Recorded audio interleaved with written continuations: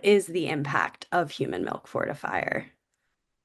Okay, hopefully this won't be too long, but well, what we already know and what the literature suggests is that human milk is the gold standard for infant feeding. The benefits alone of human milk are impactful, some being that they promote healthy bacteria and gut maturation.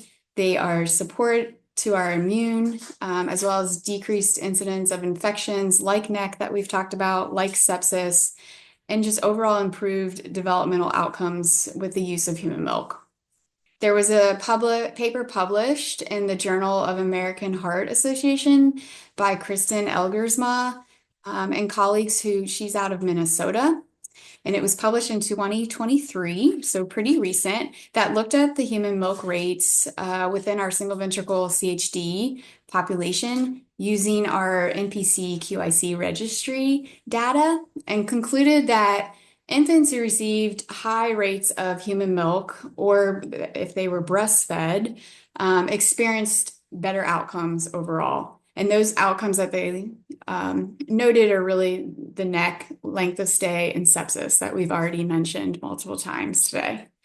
But from this paper, there was a call out to strategize on how to increase the rates of human milk or breastfeeding within this patient population.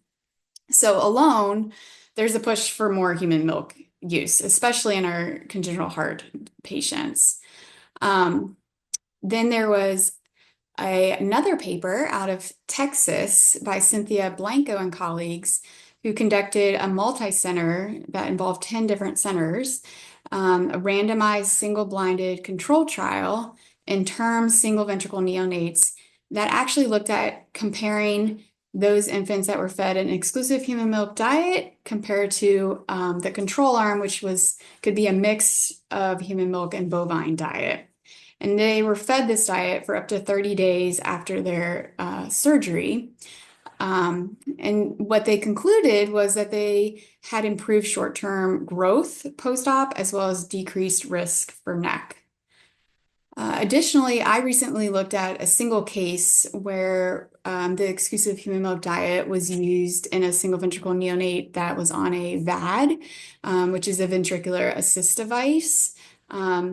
And this baby was up on this device until they got a heart transplant, but they were fed the exclusive human milk diet the whole time. And really what we've discovered is that it really demonstrated that this baby could receive full enteral feeds while on the VAD, as well as tolerate early fortification, and that their malnutrition was not worsened going into transplant, which we know that patients with heart failure tend to have more malnutrition if not appropriately nourished going into that transplant. So they're at high risk. So we have a great foundation to the benefits of human milk alone. I think there's no argument there. And promoting the use of human milk preoperatively as well as post-operatively in our CHD patients.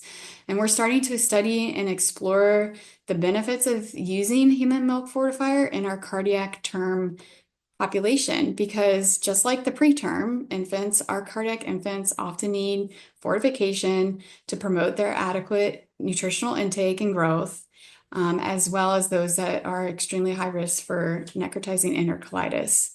So I think we've made some convincing progress so far, but there's still a lot to explore. And hopefully by reading some of the references and studies that I provide for you guys today, you'll also feel that's well supported as well.